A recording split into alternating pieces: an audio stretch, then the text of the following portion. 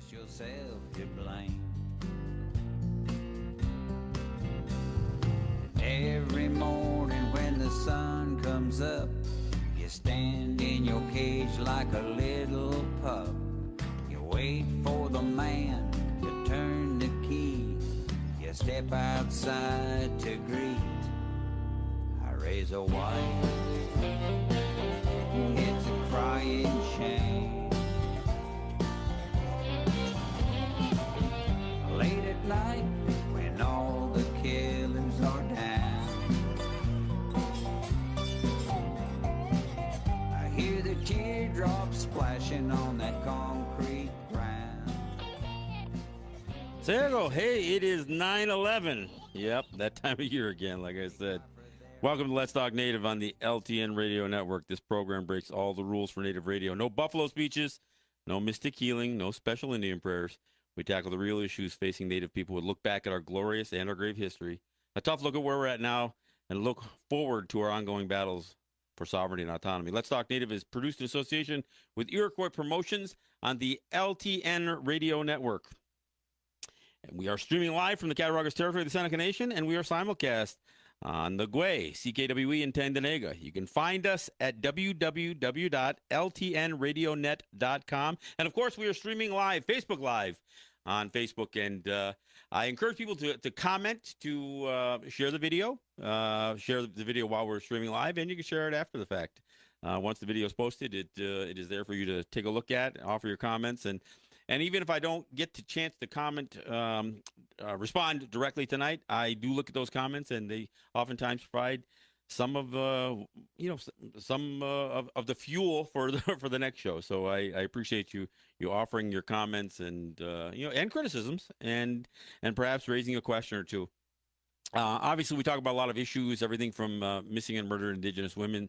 Spent a lot of time over the last couple of shows, I guess, mentioning the murder of Savannah Greywind, and I got a chance. If you haven't got a chance to take a look at it, I posted on my Facebook group page, Let's Talk Native, a photo that was released of Hazley Joe, the daughter of Savannah, and absolutely beautiful little girl. They do have a fundraising site set up for it. It is it's actually. It's the Hazley Joe Donation Fund, and you can send a check directly to the U.S. Bank in Fargo, North Dakota. It's U.S. Bank branch. It's at 505 2nd Avenue North in Fargo, North Dakota. I don't have the zip code right off the top of my head, but maybe I'll come back to that later.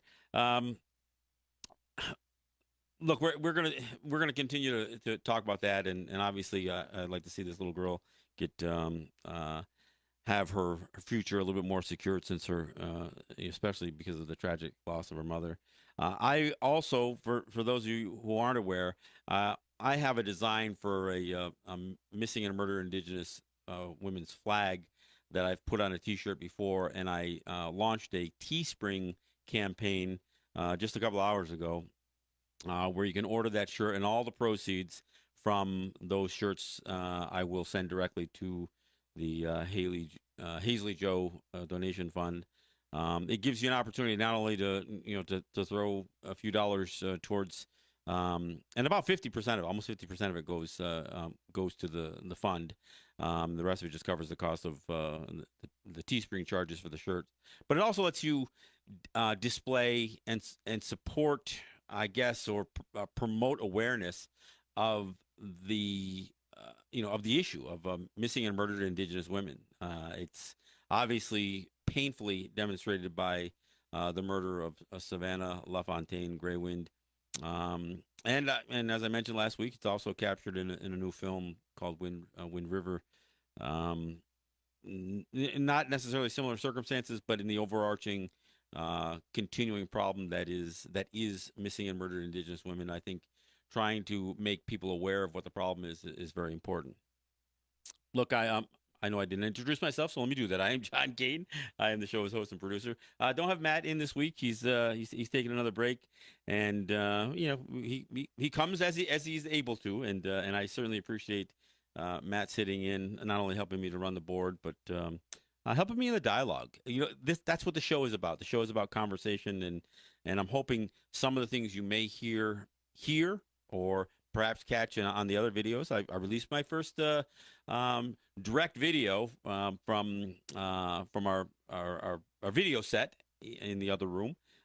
Jake and I worked on putting a video together to send a message to Andrew Cuomo. If you don't get a chance, if you haven't got a chance, do check it out, and I appreciate sharing it. I'm hoping that type of video, the short, 3 to 5, 7, 10 minute videos, are the kinds of things that will allow us to have a clear and concise message delivered to a broad audience, but also a targeted message. And this one here, although am speaking directly to Andrew Cuomo, the message is for everybody. People need to know what the circumstances. I'm going to talk a little bit about that tonight as well. Hey, like I said, I do have Jake Proud in studio. He's manning the cameras and helping us put the videos up on our YouTube channel, and that YouTube channel is Let's Talk Native TV. I encourage you not only to check it out, but subscribe to it. If you subscribe to it, then you will get notifications for every video that we put up. And we are now officially, we've launched our first video that's not just a radio show, and we will be doing messages like that. And I want to address a full range of topics, from much of what's transpiring in our ever ongoing battles with the state and sometimes federal government, but also addressing other issues: missing and murdered Indigenous women, racism. Obviously, the statue issue is another example of something that just a short message to people so they can get a better understanding. I think when you weigh all of these issues out, and oftentimes, trust me on this one, we get hit all the time. Well, is that really the most important issue facing Native people? I don't know what is the most important issue facing Native people, because I think so many of these issues intertwine, everything from appropriation of our culture and our images, our names, to interference by the state in our economies. I mean, we have a lot of challenges, but everybody does. And I think sometimes taking a look at how our lives and the battles that we still struggle with on Native territories, how much they are a microcosm of the larger world outside of us. And I think if people understood what we are fighting for, it might give them a little cause to fight for some of their own stuff, and understanding that the very things that we are trying to secure in terms of our future, in terms of our rights, are the kinds of things that other people can take for granted. And so that's kind of what we do here. Look, I got a couple of things I am going to talk about. Some of the buzz that's still being created by Andrew Cuomo's claim, and I say claim, that he wants to force the Senecas into arbitration on his misunderstanding of the compact, and I'll talk a little bit about that. But a couple of things I want to mention first. It is 9/11, so I feel obligated to at least mention it. Look, this many years later, we are still no closer to having real answers on why World Trade Center number 7 fell down all by itself without any planes running into it. We still don't have a clear answer on why so much has been covered up about the alleged plane that hit the Pentagon.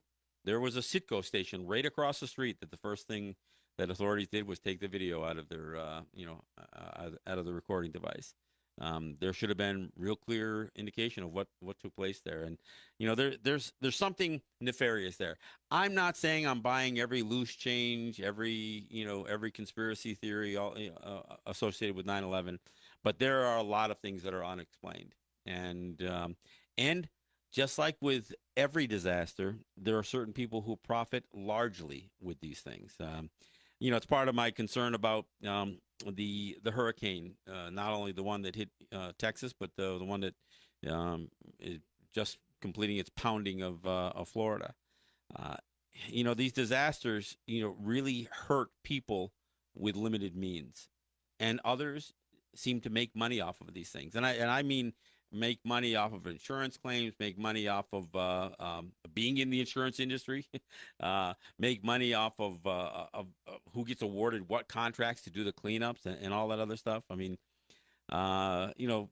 trust me, the wealthy people get taken care of first in all of these things, and the people who really couldn't even could barely afford to evacuate are the ones who are always the most vulnerable. And I think this is where climate change and and the idea of limiting government involvement in being a safety net for people, where this stuff really has its highest cost. And it's going to be interesting to see how this plays out. I know after listening to some of what took place after Sandy had hit New York, the biggest concern was uh, almost all of the contracting went to large companies outside of the area, major contractors.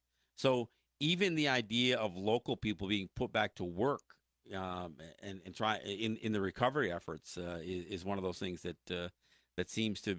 I mean, it's not an accident that it happens that way, but that's also one of the concerns that I have. And and again, looking back at 9/11, part of the travesty of that is how many people were hurt and injured, not just in the plane crashes and the buildings collapsing, but the first responders and the people who helped clean up. I mean, you hear story after story about how these people were denied their health claims, who were either injured there or got sick from breathing in the dust or whatever else. And I mean, again, just it's amazing to me when you hear these stories and you realize that as people are grandstanding, giving their speeches out, and making all of their promises and their pledges to support the people, how very little that actually happens. I was listening to a story about somebody who was involved, and he was the subcontractor of a subcontractor of a subcontractor in the cleanup efforts. And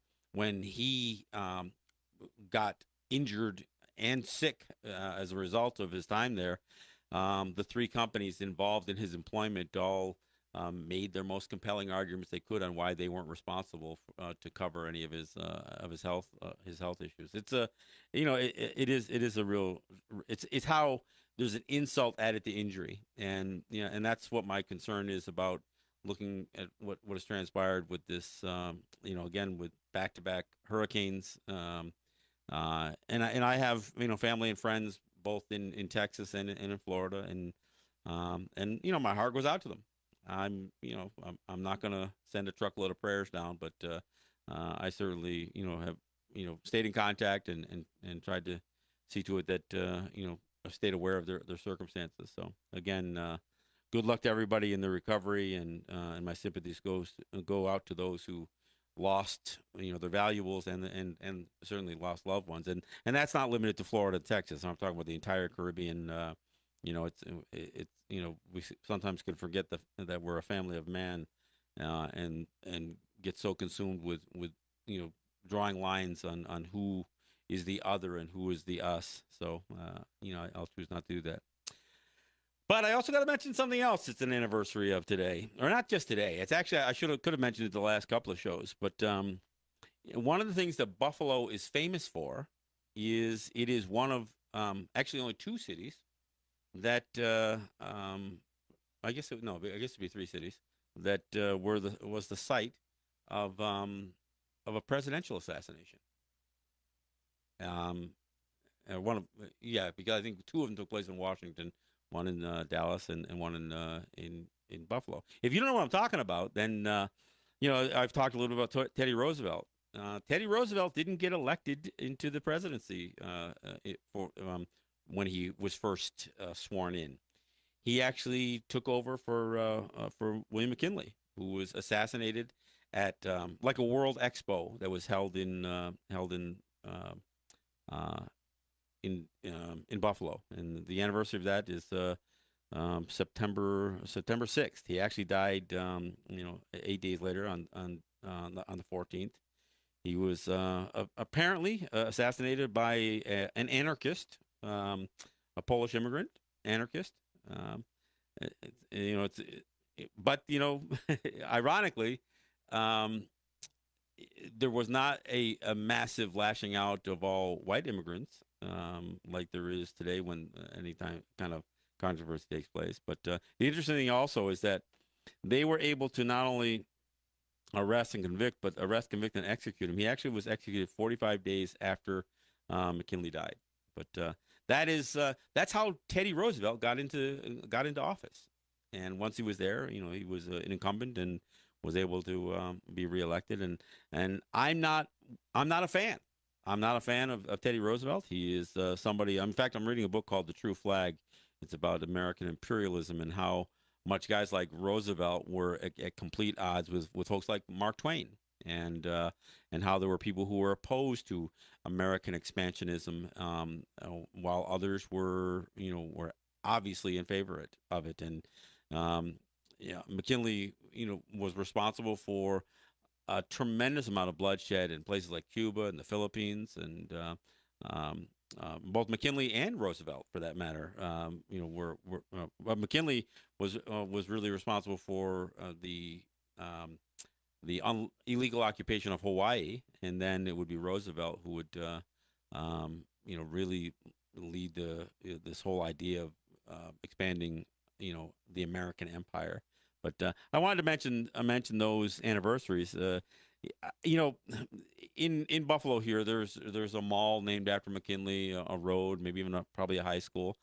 Ironically, in Hawaii they have a high school, and this kind of jumps over to the statues issues. There is a statue of William McKinley in Hawaii, and there he is standing there, and in his hand is an annexation treaty. Now the problem is there was no such thing. McKinley never had an annexation treaty in his hand. So this is where we get into the debate sometimes about these statues, and not just whether they are statues that are promoting, a genocidal maniac like Christopher Columbus, or somebody guilty of treason like Robert E. Lee, or like I said, Philip Sheridan in front of the Capitol in Albany, whose famous quote that's associated with him is "The only good Indian's a dead Indian." But these statues, they convolute the truth, because they promote an individual. So the assumption is that those people are not only noteworthy but praiseworthy, and that they are heroes. And so when people look at a statue of Christopher Columbus, and you have to erase a tremendous amount of history to limit your praise for Christopher Columbus and say, well, he discovered America. Well, that's not true. And in fact, he didn't chart a course for North America. He got lost on his way trying to get to India. Miscalculated the size of the planet, miscalculated the route, everything else. And when he couldn't reach the riches of the East, decided to make whatever money he could off of the Caribbean islands that he crash landed on, and sex slave trade, and slave trade in general, whatever, anything of value he could possibly grab onto, he felt compelled to get, because he was not launched out on a voyage of exploration and daring. He was on a merchant mission. He was trying to make money. He had benefactors he had to pay back. So, I mean, the idea of taking a story like Columbus, or like I said, in the case of William McKinley, and suggesting that he went to Hawaii, and those Hawaiians wanted to become a part of the U.S., and he fought for them through and signed and delivered to Congress an annexation treaty. It's not true. There was no annexation treaty. In fact, there was an attempt at a fraudulent one that Grover Cleveland, before McKinley, said no, we're not gonna enter into this thing. So Hawaii was never annexed. It was stolen, and it was stolen through a process that is unconstitutional. And so putting a statue up of McKinley with an annexation treaty isn't just a slap at Hawaiian people. It's a lie, which is kind of why we get into these debates about the misrepresentation of history. Oftentimes, we'll hear people say, if you take those statues down, you're just burying history. And I will argue, and have argued, and will continue to argue, that sometimes it's the statues themselves that bury history, because they don't tell the truth. They miscommunicate everything. I mean, even Governor Cuomo. And I'm going to talk a bit about him in the second half of the show. But when he was asked about removing Columbus statues, he said, "Well, the Christopher Columbus statue is really about honoring Italian Americans." And I've mentioned this before. I mean, but let's look at this. Christopher Columbus did not sail for Italy. He did not sail for the Italian people. He never made it to North America. And when the governor of the state of New York is saying, "Oh, we have a Christopher Columbus statue in Columbus Circle in New York City. It's to honor Italian Americans and New York." Well, how is that possible? The guy never made it, to North America. And at the time, the area of what is now Italy that he came from was not a part of Italy. He had no connection to the Italian crown, to the Italian people, other than being born in a place that would geographically at some point become Italy. There is no connection between Christopher Columbus and Italian Americans. There's no connection between Christopher Columbus and North America. There is no connection between Christopher Columbus and New York. So because Italian Americans were sold a bill of goods that somehow they could turn Christopher Columbus into like their patron saint, well, that's just a misrepresentation of history. So again, this is another example where where Cuomo in trying to play politics with an opinion plays it safe, and obviously he's Italian, so he can kind of show some affinity towards other Italian Americans, but he can't stand on the side of righteousness on this thing. Instead, he's got to stand on the same side that many other politicians will, and play it safe and keep the status quo, instead of saying, "No, we're better than that now. Now we know more than we did then." And yeah, Italian Americans were duped into believing that Christmas could be promoted hero for Italian Americans. It's simply not true. So, I mean, these are some of the challenges that that come along with this whole debate, and of course some of this stuff all comes back, and history has a way of displaying itself even when people try to occlude the history by changing the narrative or changing the story or trying to suggest that somebody was something that they weren't. And the whole idea of these iconic statues that oftentimes are erected years, if not centuries, after the people who are represented by those statues lived or did anything. So there's enough time that allows them to essentially be the history revisionists that they intend to be, and then cry foul when we say, it's probably time for those things to come down. Ironically, here in the Buffalo region of Western New York, there have been people who have either tossed paint to represent bloodshed on Christopher Columbus statues. They've written names like words like slaver and murder and rape on the statues. Even in Binghamton, New York, from what I understand, just this week, somebody wrote murderer on the base of a Christopher Columbus statue. A couple of weeks ago, I think in Yonkers, I think it was Yonkers. No, it might have been the Bronx. There was a Christopher Columbus statue that basically had the head ripped off of it. So people are responding, and while some people say, "Oh, but that's not the way to do it. That's not the way to address the problem by vandalism," and I don't know.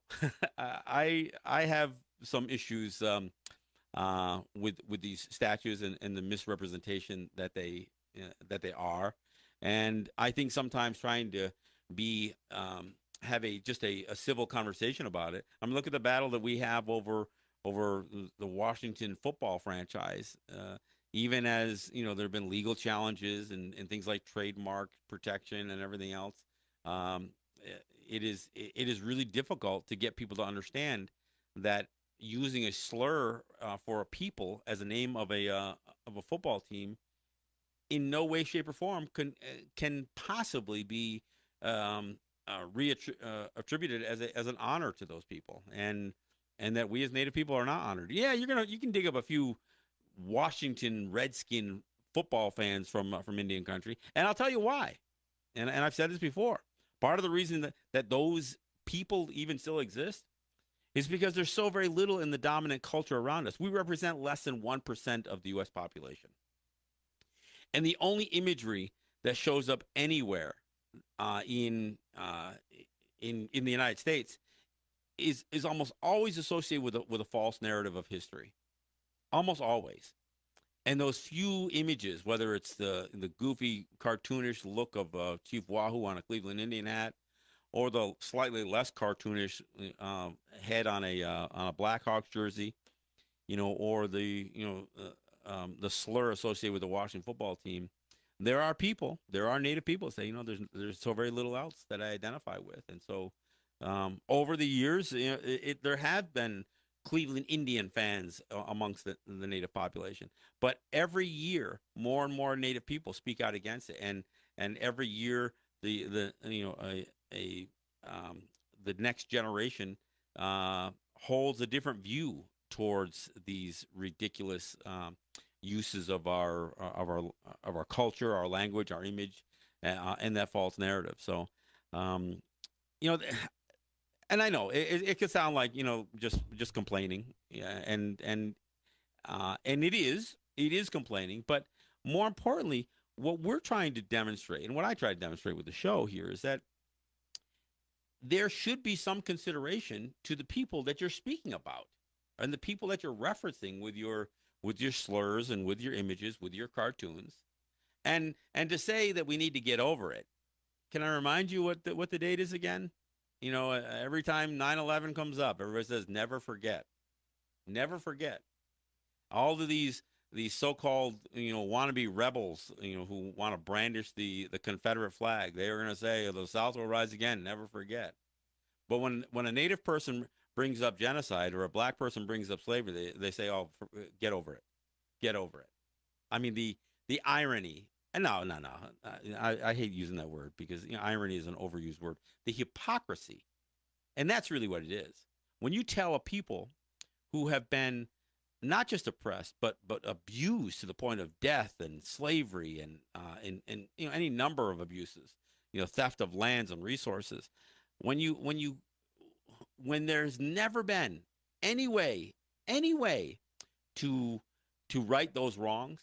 We oftentimes have a conversation about how do you resolve conflict, and the idea of resolving conflict by saying, okay, you're right, you're wrong, you're good, you're evil, you're guilty, you're not guilty, doesn't solve the problem. It doesn't get us back to this place of what is now called restorative justice, where you resolve the conflict, where you make some meaningful or take some meaningful actions to try to right the wrongs, and or to the best you can provide some vehicle or some manner of which that can at least relieve the pain of those who have been harmed or injured or whatever.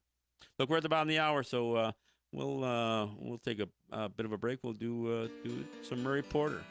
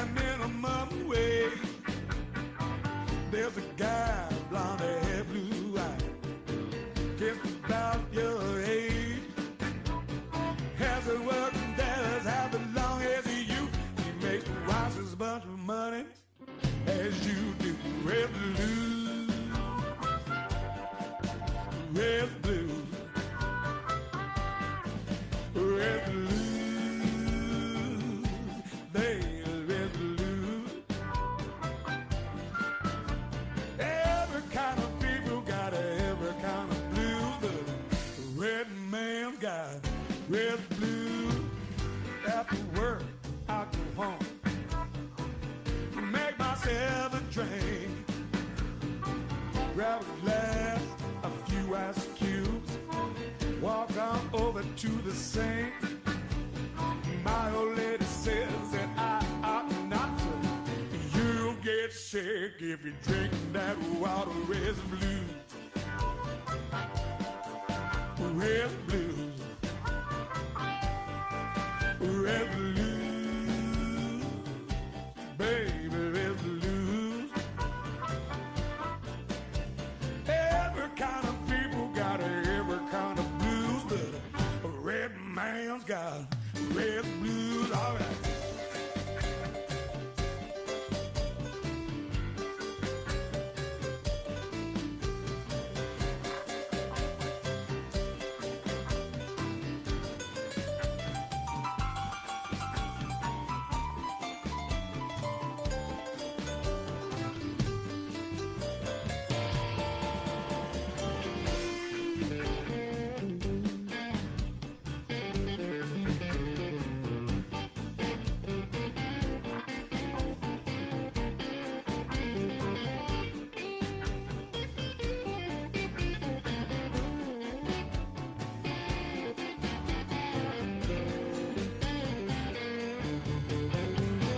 Lost my job, my woman left.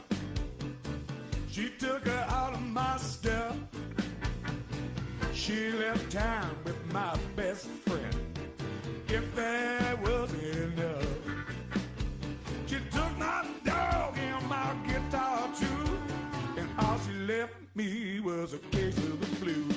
Red blues, red blues, red blues.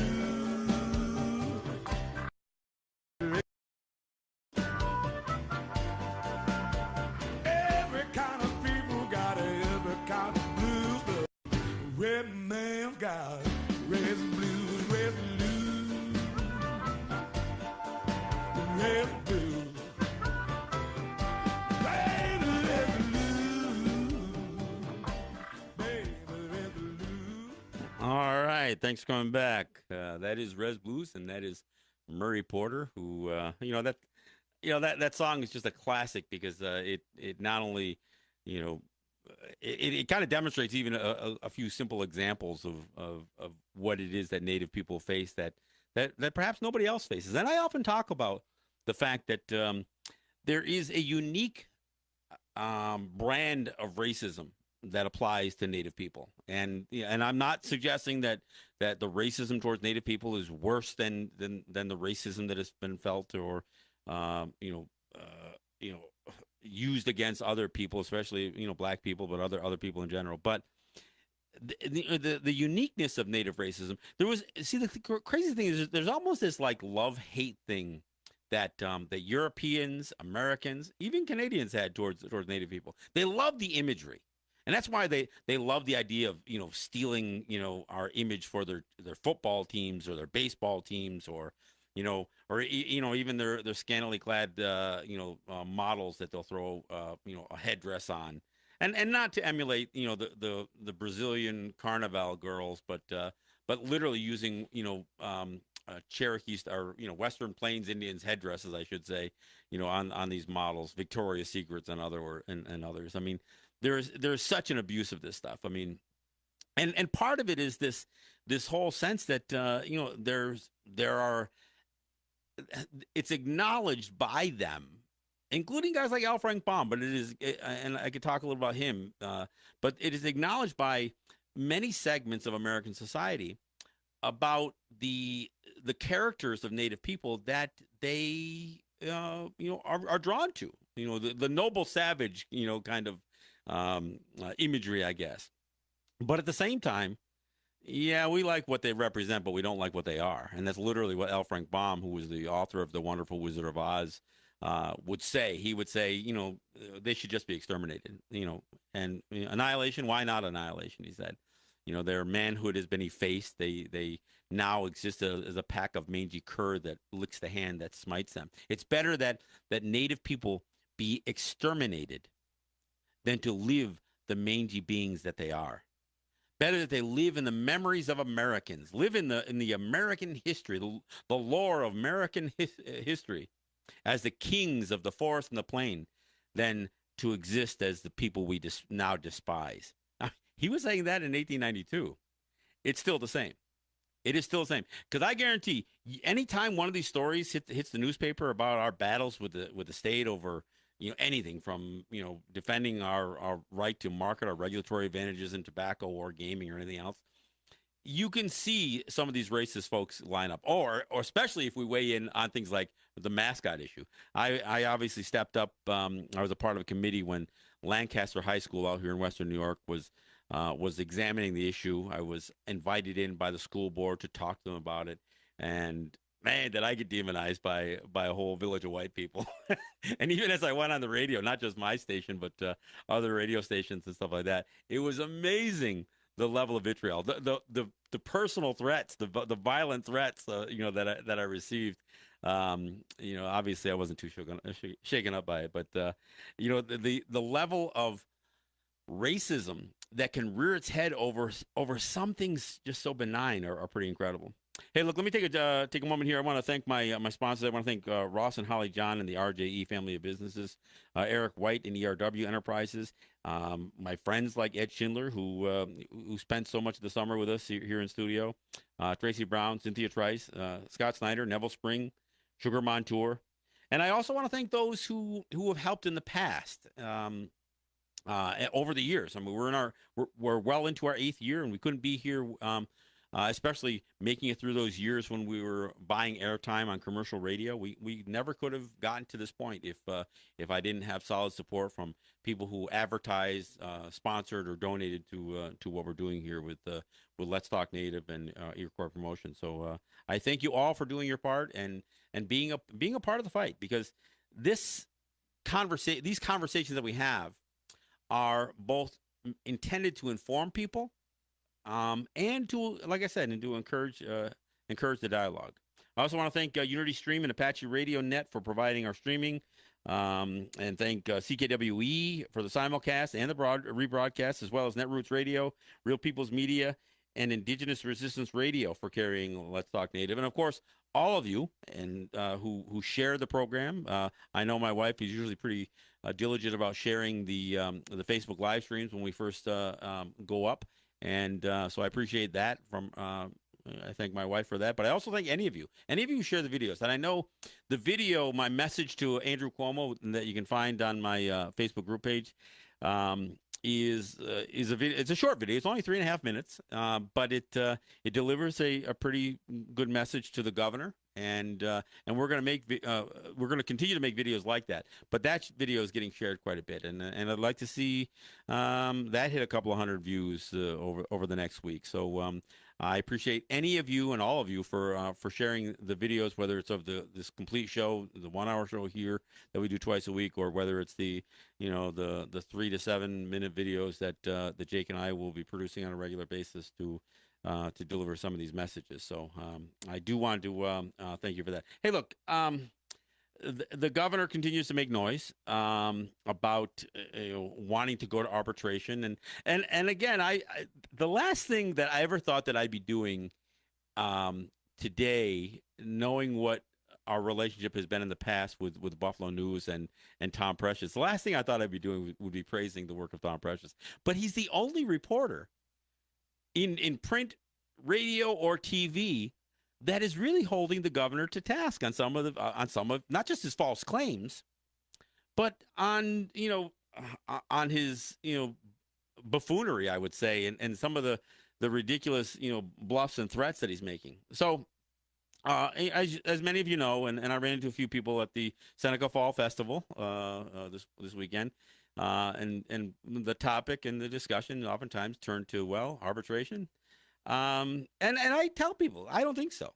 I don't think so. I think that the governor's claim or the appearance that the governor's trying to create that he wants to go to arbitration, it kind of belies some real problems that he's created in his attempt to do so.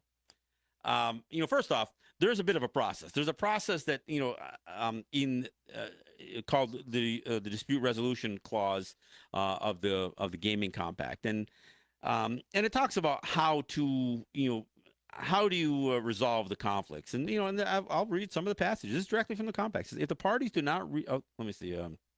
Okay, so the purpose of the of this clause is to resolve disputes in a manner that will foster and a spirit of cooperation and efficiency in the administration and compliance by each party with the provisions of this compact. In the event that any dispute, claim, question, or disagreements arising from or relating to this compact or the breach hereof, the parties shall use their best efforts to settle the dispute, claim, question, or disagreement. To this effect, either party may provide a written notice of claim to the other. Upon receipt of such written notice, the parties shall then meet within 14 days and shall negotiate in good faith and shall attempt to reach a just and equitable solution satisfactory to both parties. So let me just stop there. The governor never really submitted a notice of claim. He did send a letter in July, and then weeks later said, well, yeah, we filed our notice of claim. It never said notice of claim anywhere on the document, and it didn't provide enough information other than to suggest they wanted to follow the dispute resolution clause of the compact. I mean, that's what the letter basically said, but it never said to the end, to this end that the letter was the official notice of claim as per the gaming compact or the dispute resolution clause.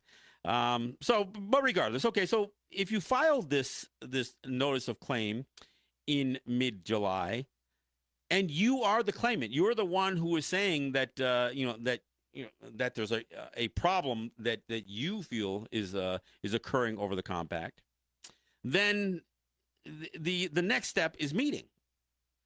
And so the actual claimant, which is the governor of the state of New York, has refused to meet. And then they came up with some BS argument. Well, we can't meet because there's an investigation about surveillance equipment that was in the SGA or the SGO, the State Gaming Authority or office or whatever, which is ridiculous. That was something that occurred over a year ago, and it has nothing to do. There's no reason that should interfere with using the dispute resolution clause of the gaming compact. So the very party that submitted supposedly submitted this notice of claim then refuses to have the meeting. Now, if they submitted the claim and the Seneca Nation refused to meet, I mean, if it was clear that was the process, then they could say, okay, well, you refused to meet, so now we're going to go to arbitration. The problem is the Seneca Nation has never refused to meet. They've never said they were going to necessarily meet and renegotiate a new because that's the position of the Seneca Nation, is that the old revenue sharing agreement has expired. But they certainly said they would meet. But the governor refused. He refused to meet, and ultimately, after canceling 2 meetings, then came up with this excuse for canceling a meeting, a brand new excuse for an incident that took place over a year ago. So again, here's the next section. It says method of dispute resolution. If the parties do not reach such solution within a period of 30 days after such meeting, or if the parties fail to meet and 30 days pass after the written notice of claim is received, then upon notice of either party to the other, the party may submit a dispute, claim, question, or disagreement to binding arbitration. So then you can try to invoke the arbitration clause or the next clause. And here's the arbitration notice. The notice for arbitration shall specify with particularity the nature of the dispute, the particular provisions of the compact at issue, and its proposed relief sought by the party demanding arbitration, provided, however, that neither party may seek monetary damages for any alleged dispute, claim, question, or disagreement. So in order to take this thing, now keep in mind, the governor's already kind of half-heartedly done the first part of this. His so-called notice of claim was anything but okay, if you give him that, then he refused to meet, which puts him in violation of the dispute resolution clause, because it's not like the Seneca said, no, we don't accept your notice of claim and refuse to meet. They accepted the paperwork and said, yeah, we can meet. And it just didn't happen. So in order to invoke and to submit your claim to arbitration, you have to be specific. You've got to have very, very specific. You have to explain what it is that you're saying that the other party has done, and make the claim within the language of the compact as to how your position is supported by the actual language. They did none of that.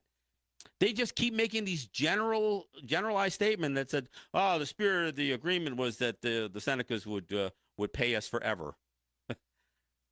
Even though the language doesn't say. The language says it is very clear. The language says the payments go through 14 years. I mean, if what the governor's saying is true, then the question has to be, well, then what is the rate that would get paid over the next 7-year extension of the compact?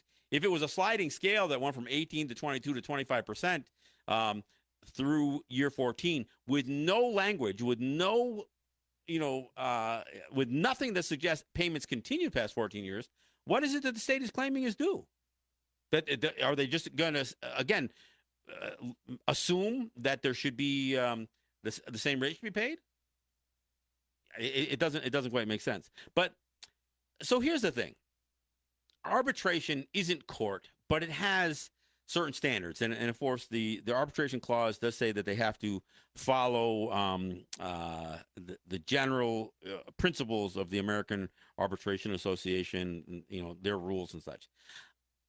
I don't know that the state has met the threshold to even warrant arbitration. They haven't offered enough information. They haven't followed the procedures laid out in the compact, to get to arbitration.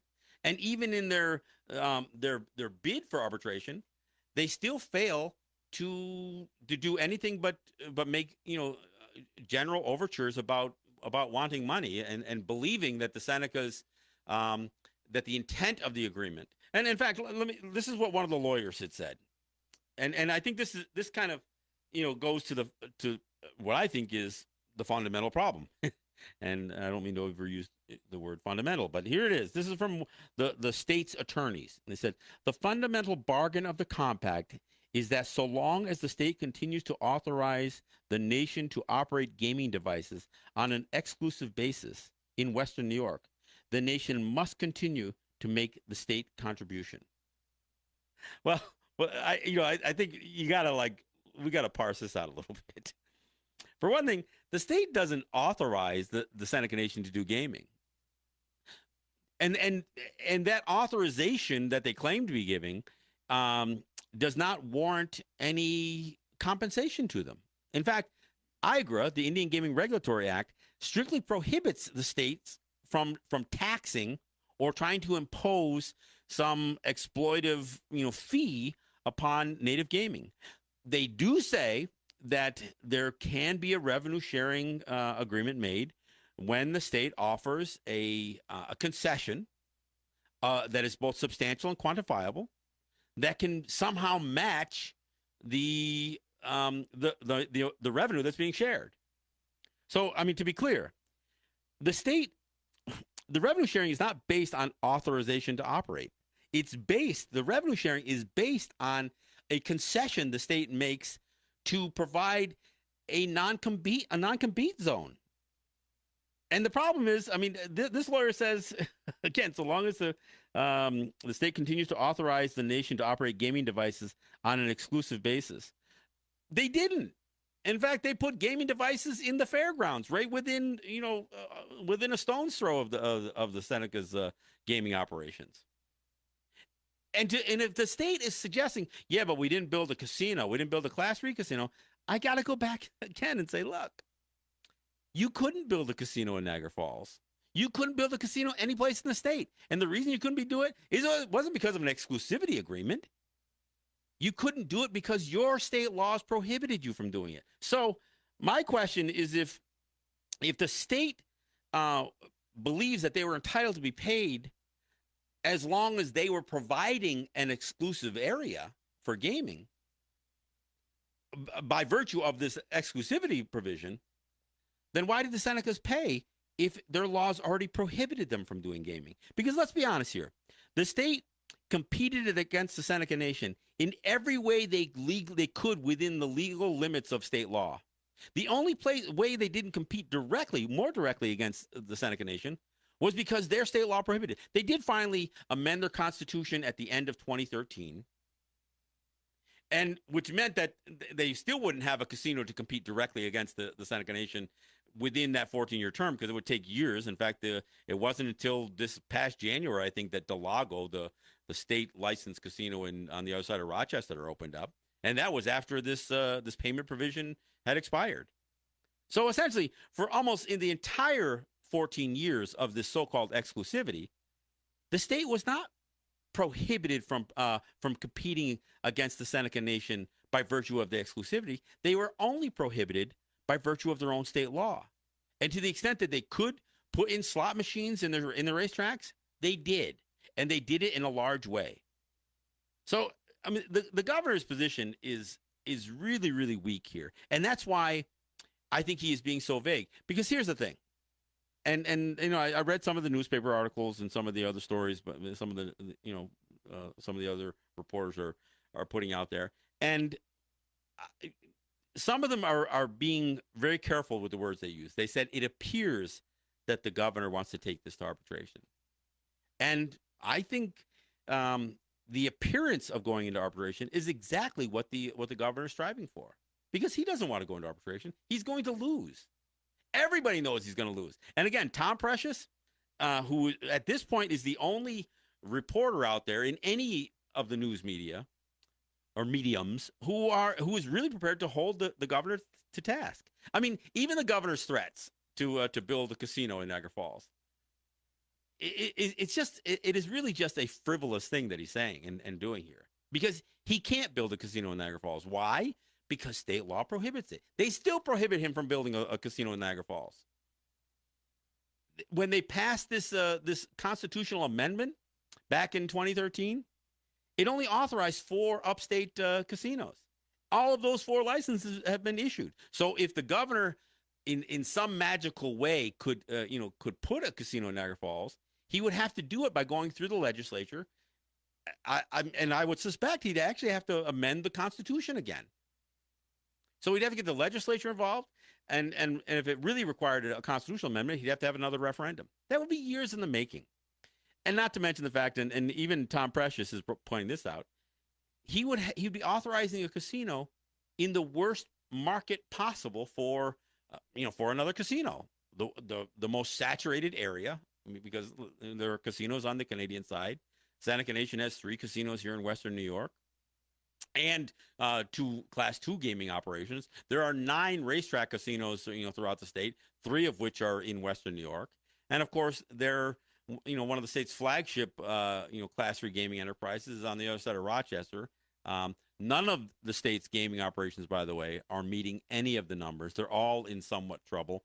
From what I understand, some of the what they're now calling racinos are up for sale, and people are trying to figure out who's going to buy these damn things.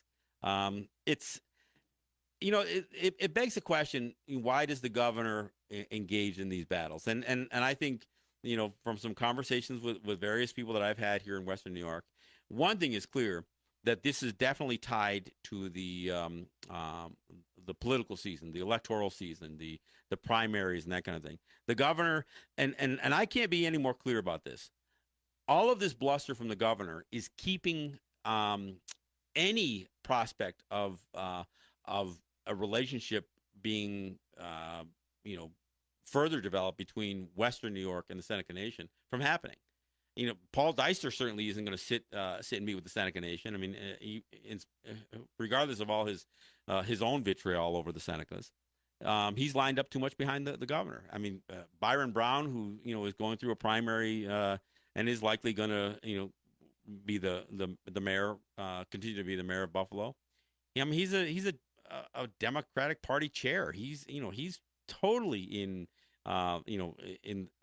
lockstep with the governor. So Nobody's going to sit there and meet with the Senecas as long as the governor is blowing his horn the way he's doing it. And that's the unfortunate part, because it's costing them all. It's costing Salamanca, it's costing Niagara Falls, and it's costing Buffalo. And Salamanca and Niagara Falls are in trouble because of it, because I think Salamanca, 60% of their budget relies on gaming revenue, which, regardless, isn't going to be there. And I think over 15% of Niagara Falls budget relies on this. It wasn't supposed to be that way, by the way, folks. This was supposed to be windfall money for these municipalities. Yeah, cover the expenses, but this should have been money that they could have put to good use to generate more revenue. Not just be the revenue, but be a revenue generator on top of that through economic development, tourism development, and all that stuff. Just never panned out that way. So, I mean, I'm going to continue to hit hard on the governor here, because his comments and what he's putting out in the media, and again, I got to thank Tom Precious for at least holding him to task. He's the only one doing it. So, and even though he's the only one doing it, the ironic part is, if you were to poll Western New York, you're still going to find the governor's approval ratings pretty low. I've made the claim, and I did so in my video that I just released, that the governor is actually losing this PR battle, and he's the only one fighting it. Well, I mean, except for me, but let's face it, I'm not a big factor. I don't speak for the Seneca Nation. I'm just a voice out there. But the governor is stumbling every single occasion. I mean, like I said, he offered his commentary on Trump's rescinding of DACA, and he sounds like a bloody hypocrite because of the very things. I mean, you can tell he was so uncomfortable. He actually called brown and black immigrants ignorance, because he was so tongue tied and probably nervous because of what he was saying, and knew that he was a hypocrite in doing so. So, I mean, this is where we're at, folks. I'm going to keep you apprised. I know a lot of people were asking about arbitration, and the other thing I want to mention just before I close, the other thing that keeps getting thrown out there is that somehow, if arbitration doesn't work out, that the state can sue them, and even talked about possibly suing them in New York. And I got to tell you, if there's one thing that is clear, is that this arbitration is supposed to be binding. And the only place for the courts to be used in this thing is if and here's what it says: if the prevailing party in an arbitration proceeding, or that's what it says, the prevailing party in an arbitration proceeding may bring an action solely and exclusively in the U.S. District Court for the Western District of New York to enforce the arbitration award, and the parties agree to waive their sovereign immunity. So if this thing doesn't work out for the governor, which he knows it's not going to work out, he can't say, okay, well, now I'm going to sue, because no, you waived that right. By the state waived that right by being in this agreement. You can't go to federal court if you lose. You can go to federal court if you win to try to force some sort of payment. But you know what? Ain't gonna happen. So I mean that's just the bottom line. All right, folks. Well, we'll be back here on Friday. I will be in New York on Thursdays. You can catch my show on WBAI in New York, FM 99.5 on the FM dial, or streaming at WBAI.org. And that's from 10 till noon on Thursday. So it'd be great for you to listen in and be a part of the show there as well. For now, we'll see you on Friday.